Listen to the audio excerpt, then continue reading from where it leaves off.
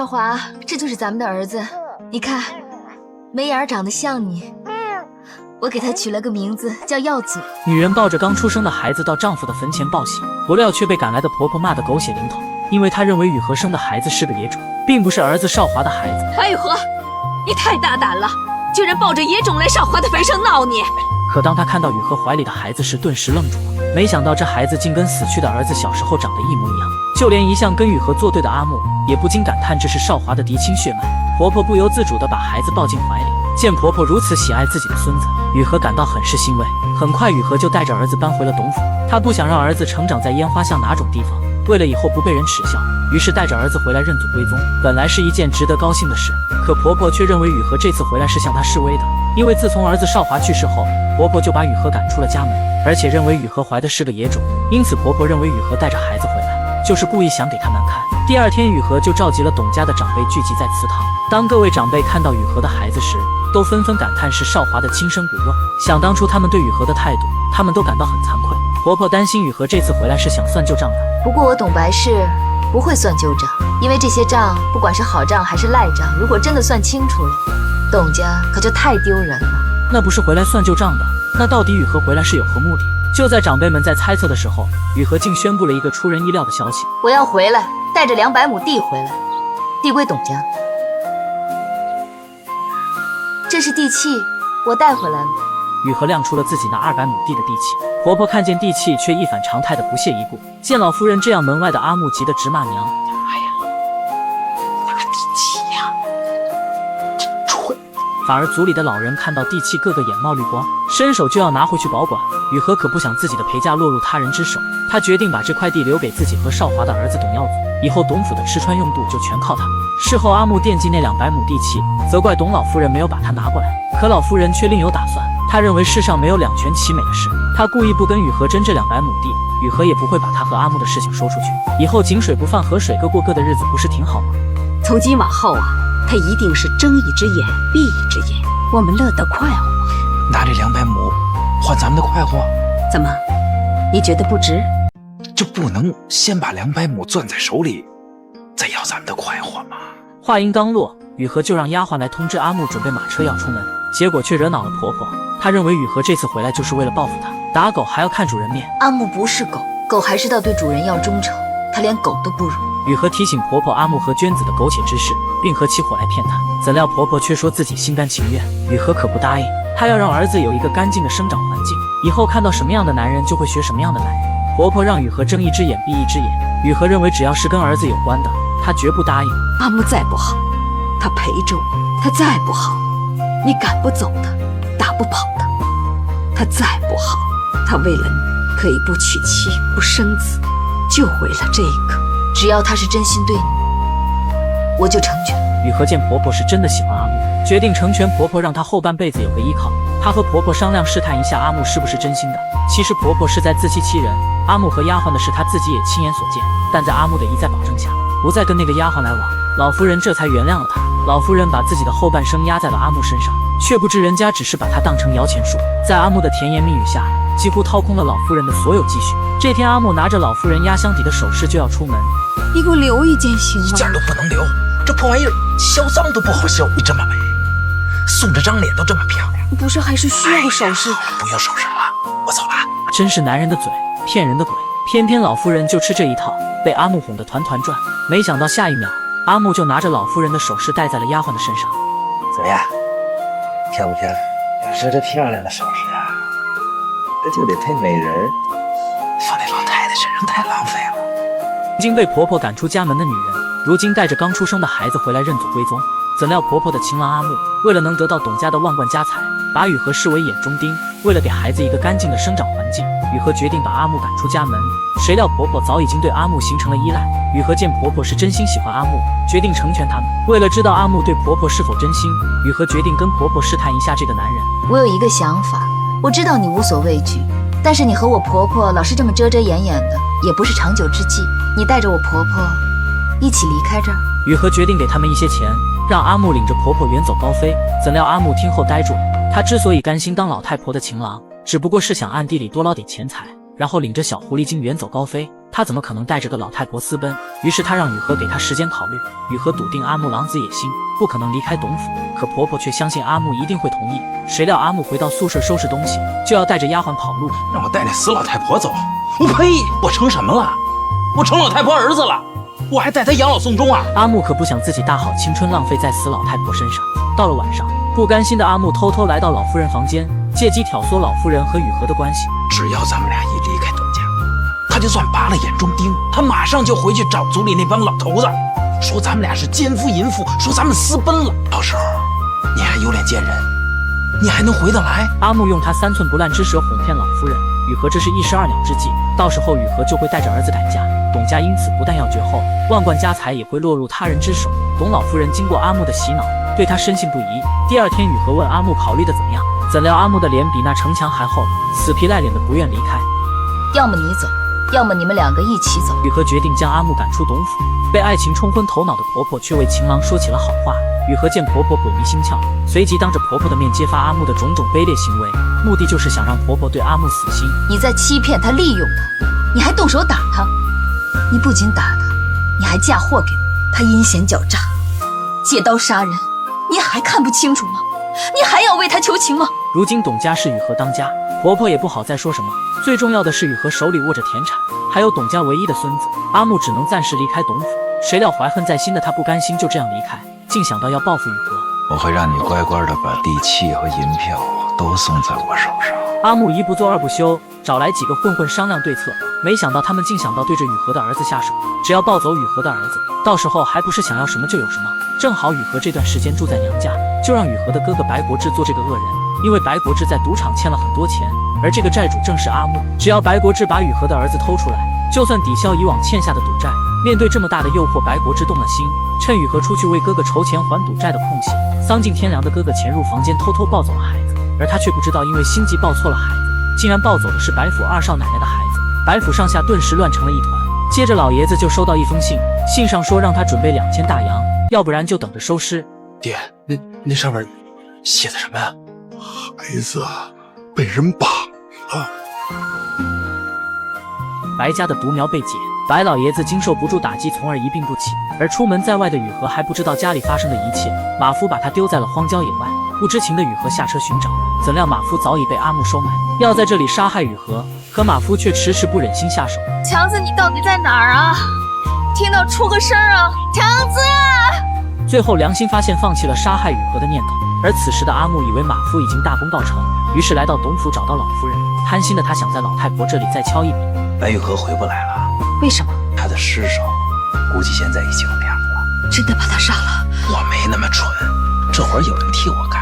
人为财死，象征这笔钱呢多了，咱们得给人付报酬啊。老夫人得知雨禾被杀下的6神无主，她怕别人怀疑自己，便很爽快地答应帮阿木筹钱。让你别慌，别怕，我把钱准备好，剩下的事儿我来办啊。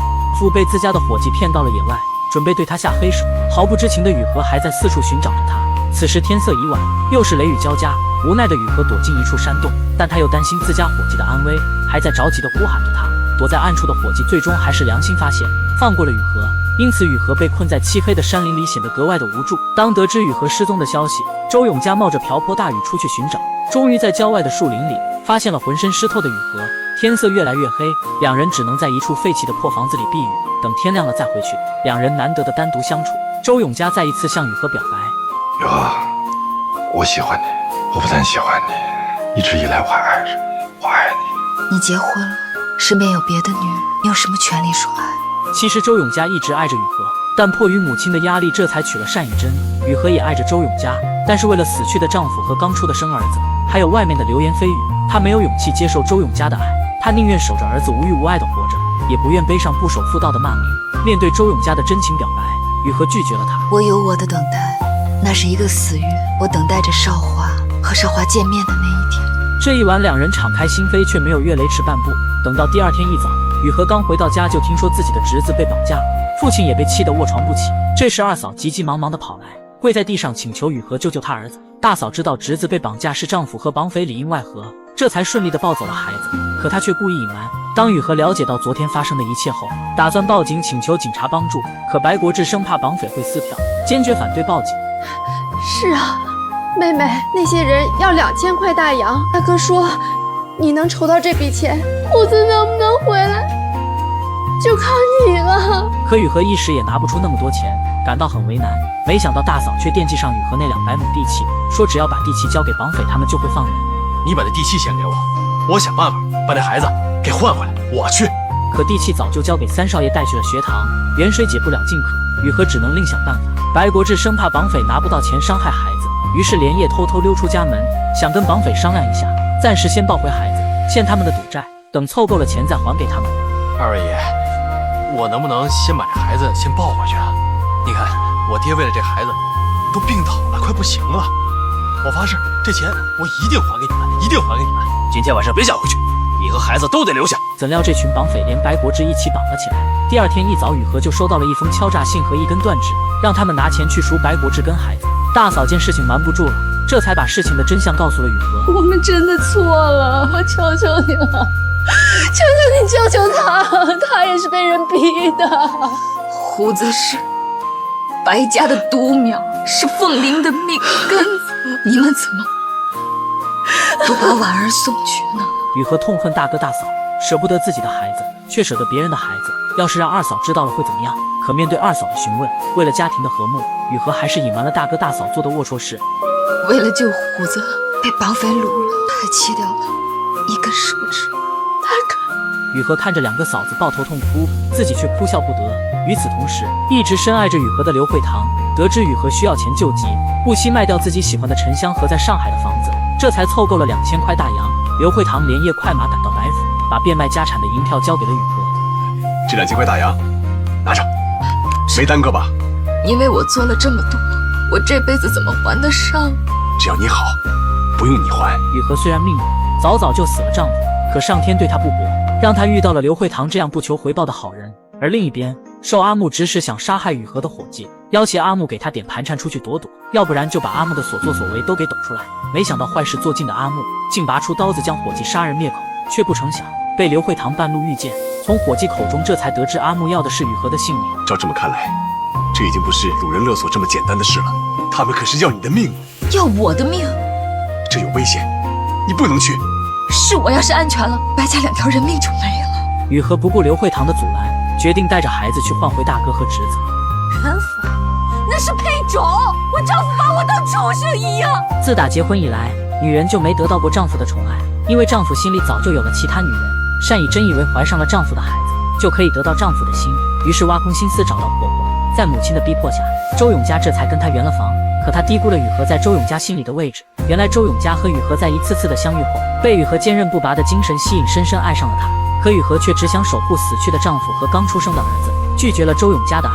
但从此2人变成了最要好的朋友。就在阿木想方设法想要得到雨禾的地契时，为了保住地契，雨禾将自己的200亩地契交给周永家保管，却不想地契被单以真发现。白玉禾，你连这么重要的地契都交给周永家保管，可见你们俩得有多交心啊！单以真为了报复雨禾，就给董府写了一封匿名信。地契在周家，你看我就说嘛，他有高人指点，这高人谁啊？就是周永家。阿木郎子也心想要得到地契，打算绑架周永家，逼他把地契交出来。谁料却阴差阳错地绑架了周老爷。在绑架的过程中，这帮歹人下手太重，打死了周老爷。出了人命，阿木怕被人发现，一不做二不休，拿走了周老爷身上的财物，然后将尸体扔到了河里。之后周府的人以为周老爷自己不小心掉进河里，没有过多怀疑，就草草地料理了后事。等到结婚后，周永家才发现单以真原来是一个为达目的不择手段的女人。更让周永家无法原谅的是，单以真间接害死了自己的父亲。于是为了躲避这个疯女人，周永家住到了商会，每天和同事喝得酩酊大醉以解烦闷。几天见不到丈夫的单以真又老戏重演，在家里寻死觅活地折磨婆婆。我求求你，你行行好，行不行啊？要不你回娘家啊，待多久都成，行不行？我是周家的儿媳妇，要死我都得死在周家。婆婆想不明白，自己处心积虑娶进来的儿媳妇，该得到的也得到了，儿子也跟她圆房了，但她却不知道珍惜，每天割腕吞金上吊都来一遍，搞不懂她到底还想要什么。如愿坐上少奶奶的位置，却还不知道惜福。我有什么福可惜？门房那是配种。我丈夫把我当畜生一样。婆婆不想再跟她争执，转身就想离开。妈，你怎么走了呀？您不要看看我是怎么死的吗？这时雨禾登门拜访，得知单以真以死相逼得折磨婆婆，他决定帮着周夫人劝劝单以真。与此同时，周府管家通知在商会的周永家，让他赶紧回去。少奶奶这次是真的要寻死，他哪次不是真的？上次、上次，可每次都没死成。周永家对单以真的行为已经麻木，根本没有回去的意思。可当管家告诉他雨禾上门找他时，他来了，这才赶到了家。当他进门那一刻，首先关心的却是雨禾，你没事吧？却连鸟都不鸟一下妻子，这让单以真刚刚平复的心情又一下子心生醋意。原来就在刚刚，雨禾上门拜访，正好看到单以真要死要活的，于是决定用激将法来好好治治他。他叮嘱小春去厨房准备红糖和水，再听他的吩咐。谁要寻死啊？你根本就不想死，真正想死的人那是豁得出去的。你不要逼我，不用再演戏了。你说你闹了这么一出，不还是没死吗？你演给谁看呀？白雨禾，你如果真的想死，就不要做那些假把式，要来就来真的。于是招呼小春进来，把事先准备好的红糖和一杯水端了上来。他们家厨房真的有耗子药啊？雨禾说还是喝耗子药管用，来得快一喝就死。如果你觉得黄泉路上孤独，我可以陪你一起做个伴。单以真本来就不是真的想要寻死，被雨禾的这波操作信以为真。你不是想死吗？来，好了，给白雨禾，你到底要干什么？喝了他肯定死。你喝呀！你怎么连接都不敢接了？你不是想死吗？你是怕你喝完了我不喝？好啊，那我先喝。就在雨禾喝下毒药的时候，正好周永家赶了回来，见丈夫关心别的女人，对自己老婆却连看都懒得看一眼，顿时感到心灰意冷。作为周永家最好的朋友，雨禾当然希望周永家能过得好，于是紧跟其后劝解周永家。跟一个全天下最假的人生活在一起，我已经分不清楚什么是真话，什么是假话。永家，他为什么要在你面前假，不在别人面前假呢？那是因为他重视你，他是真心爱你的。你既然娶了他，就应该给他幸福。我娶她当时还不是为了我吗？此时屋内的单以真也在反思，他斗不过白雨禾，今天让他见识了雨禾才是那个真正不怕死的人。周永家在雨禾的劝解下，最终原谅了单以真，可单以真自己却想开了，抢来的男人没有真爱，他打算离开一段日子，等周永家能真正接受他的时候再回来。你说一个秘密，其实我早就不是完整的身子了。妻子的这句话让丈夫五雷轰顶，万万没想到自己刚到手的新娘竟然不是黄花大姑娘。单以真费尽心机嫁入豪门，周永家却从来不拿正眼瞧她。虽然得以圆房，那也是在女人厚着脸皮下求来的。谁料正是这一次，竟让单以真如愿以偿地怀上了孩子。因为丈夫从没有真正关心过她，所以单以真不想把自己怀孕的事情告诉丈夫周永家。可谁料丈夫竟意外得知了这个消息。原来就在刚刚，雨禾因为哥哥欠下赌债被人抓走，为了筹钱赎回在绑匪手里的哥哥和侄子，鼓足勇气向单公公借钱，怎料却遭到周永家的坚决反对。他认为这样帮助雨禾只能害了他。岳父大人，您借给他钱，这不是救他，您这是害他。如果你借给他这一次，还有下一次、下下次，你会借吗？白国志就吃定了他妹妹有这200亩地，他随时随刻拿着钱去祸害。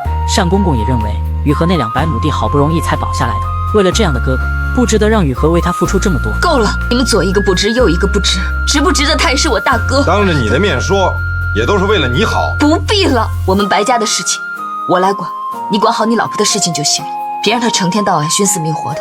雨禾不想听别人说哥哥的不是，他再不好也是自己的手足，谁没有犯错的时候？你怀孕的事情为什么不告诉你丈夫？咱们在座的每一个人都没有犯过错吗？干嘛要揪着我大哥不放？好，这钱我不借了。雨禾情急之下，这才透露了单永真怀孕的秘密。等雨禾走后，周永家询问单以真是否真的怀孕，本想好好弥补一下妻子，谁料单以真却和他算起了后账。你不是说过吗？外面的女人那么多，随便找一个就可以帮周家生孩子，又不缺我一个。单以真本想报复一下丈夫和婆婆，离开家然后偷偷生下孩子，结果却被雨禾把这个秘密说了出来。单以真，你怎么了？你要打我呀？来，往这儿打，往这儿打。怕了？也有你周永家怕的时候呢。单以真，你居然拿孩子当武器，你疯了你！单以真决定找雨禾算账，没想到却在大门口遇见了雨禾的车夫，这让他想起了自己曾经托他送过匿名信，因为自己嫉妒周永家和雨禾的关系，还帮他保管重要的地契，于是心生醋意，写了一封匿名信送到了董府，告诉他们地契在周府。这让他想起抓走雨禾哥哥的人应该就是董府的人，于是他找到雨禾，告诉了他事情的真相，并求他原谅自己做的事。这全都是我的错。这不是你的错，你只是告诉我婆婆，我的地契是放在周家的。我婆婆对我不好，但是我了解她，他就是再恨我，再想要那个地契，他也不会去杀人。雨禾得知绑匪最重要的是地契，猜想幕后凶手就是阿木，他决定自己带着儿子去换回哥哥和侄子。刘慧堂担心雨禾的安危，决定帮他去冒险。第二天，刘慧堂就坐着马车来到指定地点，阿木跟绑匪早就在这里等候。一会儿接完了车就在白玉河，载完白玉河之后就把地契弄到手，听见没有？谁知绑匪一看不是白雨禾，又见周永嘉带着警察来了，就对刘慧堂起了杀心。白家人呢？放开！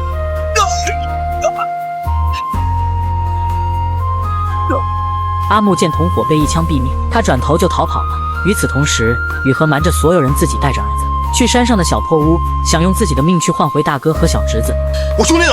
我是来赎我兄弟的。你怎么背孩子来了？我活了是不是？你不要打他！你不要打他！你走开！雨禾告诉绑匪，地契在三弟手里，他正在往家里赶，等家里人看到大哥和侄子，就会拿着地契来赎他。绑匪见雨禾为了哥哥不顾自己的安危，似乎有点感动，也为他感到不值，决定告诉雨禾一个真相。那个就是你那个丧尽天良的哥，他要的也是地契，地契到手了，他还会管你的死活吗？我相信我大哥会回来赎我们的。我活了是不是？你不要打他！你不要打他！你走开！地契呢？没有，可我把我儿子带来了。我要的是地契，我要你儿子有什么用？女人为了救出大哥，不惜以身冒险，背着儿子来到小破屋，想用自己的命换回大哥和侄子。怎料绑匪怕他耍花样，不肯放了他大哥。谁知道你没有耍什么花样？我已经把我儿子带来了，我还能耍什么花样？我是孩子的母亲，孩子的命比我的命还重要。那也不能拿耀祖的命。大哥看着雨禾为了救他不顾自己的生命，顿时羞愧满面，觉得自己联合绑匪坑害雨禾，太对不起这个妹妹了。这边的警察查出那天被杀的男人是董府的车夫，于是周永嘉带着警察来到董府。谁料心虚的阿木看到警察就想溜之大吉。长公公，见了警察就躲，做了什么亏心事儿？我什么事儿都不知道。什么事儿啊？你不知道的事儿是什么事儿？在董老夫人的包庇下，警察在阿木身上也没获得有用的消息。就在周永嘉带着警察准备离开时，突然被老夫人叫住。他称自己丢了一副耳环，怀疑家里出了内贼。原来老夫人想借警察除掉娟子，那样阿木就是他一个人的了。万万没想到，正是恋爱脑的董老夫人让这件事情有了突破口。不一会儿，警察就把娟子和耳环带了上来。面对警察的询问，娟子直接指认这是阿木送给她的。你说是老不死臭老太婆给你的啊？你疯了你！胡扯什么你？阿木不敢得罪老夫人，不仅否定了娟子的说法，反而还反咬一口。我姐丢了好多首饰呢，你们把她拉回去好好审审，我估计全是她偷的。郑坤木，你个杀人凶手，你早杀过人了！娟子见阿木见利忘义，大喊大叫地说阿木杀过人。于是娟子被带回警察局询问，没想到在娟子口中却又得到一个意外的消息：阿木用一块怀表把他从翠竹楼赎出来，而这块表正是周老爷的。如此看来，阿木身上不止一桩命案，周永嘉父亲也是被他所杀。这边被刺伤的刘慧堂突然从昏迷中惊醒，他突然想起在被绑匪刺杀时，自己恍惚间看到一个人，正是1年前当掉千年老生的那个人。刘慧堂连忙找到周永嘉，告诉他这件事，因为这可是跟千年老生非常少见，却只当了20块大洋，分明那人根本就不识货，所以刘慧堂对这件事情印象深刻。千年老参，那可是我爹珍藏了很多年的宝贝，他一直舍不得拿出来。要不是白雨禾求他，原来雨禾在单公公那里求来的千年老生，竟被阿木调了包，害得董少华年纪轻轻就离开了人世。怎么会这样？大夫，不是说有千年老参吊起续命就不至于吗？这是怎么了？不至于啊，应该不至于。这时众人才明白，阿木千方百计陷害雨禾，想要置雨禾于死地，就是为了得到他那200亩田产。刘妈好奇为什么雨禾不揭发婆婆和阿木的丑事，还自己一个清白呢？他什么都不会说的，这就是白雨禾。这就是白雨禾，为了董家的名声，他绝对不会让别人知道这种丑事。几人决定把阿木所做的一切去告诉老夫人，让她出面指认阿木所做的一切坏事。他要是知道独子之命是葬送在他自己相好的手里，那他就不再是一个女人，她是一个母亲。情冲昏头脑的董老夫人终于看清楚自己的枕边人竟是害死自己儿子的凶手。她做梦也没想到，自己爱得死去活来的男人居然这么狠毒，而自己却被他骗了那么多年。要不是刘慧堂的揭发，自己差点就跟着阿木远走高飞了。知道大事不好的阿木，用花言巧语哄骗老夫人，让她带着所有的钱财跟他走。你让我怎么信你呀？我这下半辈子可都给你了，这还不值得信？家里还有多少大洋？赶紧归了归了，咱们得带上，赶紧走。老夫人差点就相信了阿木画的大饼，谁料就在这时门外有人来找老夫人。周永嘉为了救出雨禾，他们商量让刘慧堂来出面，告诉董老夫人事情的真相。当老夫人看到刘慧堂的第一眼时，以为死去的儿子死而复生。你是我的少华，儿子，儿子，你没有死，少华。躲在远处的周永嘉夸赞妻子这个办法真灵。单以真经过感情的挫败后，觉得自己亏欠雨禾太多，于是想尽办法要弥补对雨禾的伤害，这让周永嘉对他刮目相看，情不自禁地主动拉起了单以真的手。董夫人，我不是董少华。你是少华，儿子回来就好。刘慧堂说明身份，焦急地询问阿木的下落，可老夫人犹豫不决地还想包庇阿木，说他跟绑架案无关。郑坤木与绑架案有关系，我相信董少爷的死也与阿木有关系。直到刘慧堂说出阿木当掉老生的事情，老夫人听到如此震惊的消息，犹如五雷轰顶。我再说一次，就在几个月前，郑坤木拿着遗物到善济当铺典当，他当的就是千年老参。不要！你们骗我！我真的没骗你，我说的句句都是实话。不可能！他当的就是千年老参。董夫人做梦也没想到，一直认为可以托付后半生的男人，竟然是杀害儿子的凶手。她突然想起阿木曾经说过，雨禾求来的老生只有5行纯阳之男才可以碰，又想到阿木处处抹黑雨禾，败坏他的名声，他所做的一切都是心怀鬼胎。想到儿子的惨死，老夫人追悔莫及，她下定决心要为儿子报仇，要让阿木为韶华一命赔一命。于是到了晚上，老夫人假装答应阿木跟他远走高飞，说临走前要去看看儿子，于是把阿木哄骗到了韶华的坟前。老夫让阿木去救雨禾，老虎嘴里抢着话，可都是杀人不眨眼的主。阿木说那些绑匪都是杀人不眨眼的主，万一自己被弄死了，老夫人就没人管了。阿木啊，你对我真好，连钱都不要了，这杯酒我敬你。阿木毫不知情地喝下了毒酒。老夫人想要知道绑匪的地方，于是假装说自己想去找绑匪谈谈。好啊，你要是想去你就去啊。我不知道这些匪人他们在哪儿啊？我知道他们在哪儿啊，他们就在那个荒山后边那个小破屋。接着阿木又接连喝了几杯毒酒，这才起身想要离去，谁料刚起身就一头栽倒在地。这时他才发觉酒不对劲，一回头又看到老夫人手里的尖刀，阿木这才知道酒里面下了毒，于是他连忙问老夫人要解药。老夫人告诉他，唯一的解药就是放血。阿木接过老夫人手里的刀，为了活命，阿木对自己狠狠扎了2刀。这时老夫人又说，除了放血，还需要一根千年老参吊器。谁料阿木不假思索的就说出了真相：千年老参早卖了，卖给刘慧堂了，我换了20罐大洋。老夫人不敢相信，这一切都是真的。她跪倒在儿子的坟前忏悔，都是我的错，我蠢事做得太多，我坏事做绝，不守妇道，是我还对自己的儿媳妇赶尽杀绝，我的心被鬼蒙了。而阿木此刻也因为毒性发作身亡。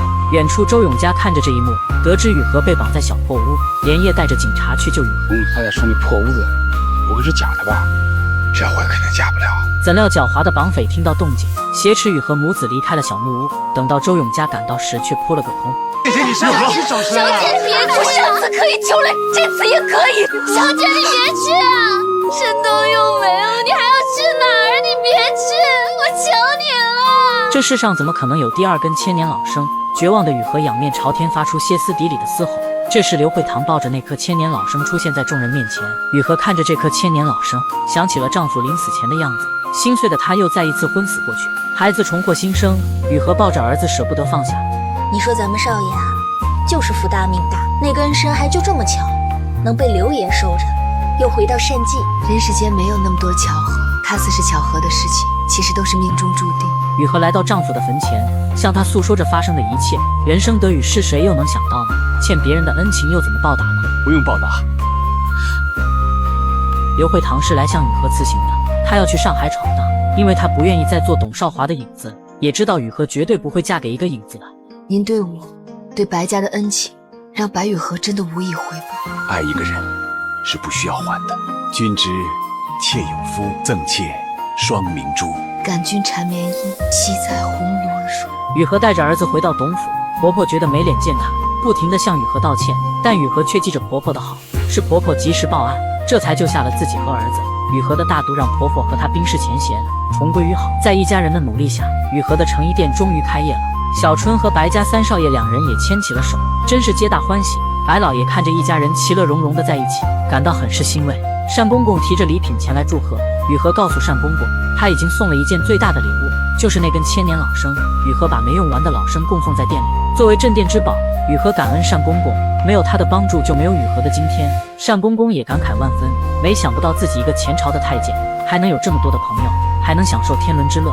他告诉雨禾，单以真就要生了，自己就快要做外公了。雨禾又感恩自己的父亲对他的用心良苦。爹就是希望你啊，能够像这雨中的禾苗一样，这辈子不管遇见什么难处，绝不低头。雨禾一转身看见单以真，他放下对雨禾的成见，跟雨禾拥抱在一起。其实我应该谢谢你，是你让我懂得，真正爱一个人是要无怨无悔的付出，而不是一味的要求回报。单以真决定等孩子生下来后，到外面的世界去看看。1年后，雨禾收到单以真的来信。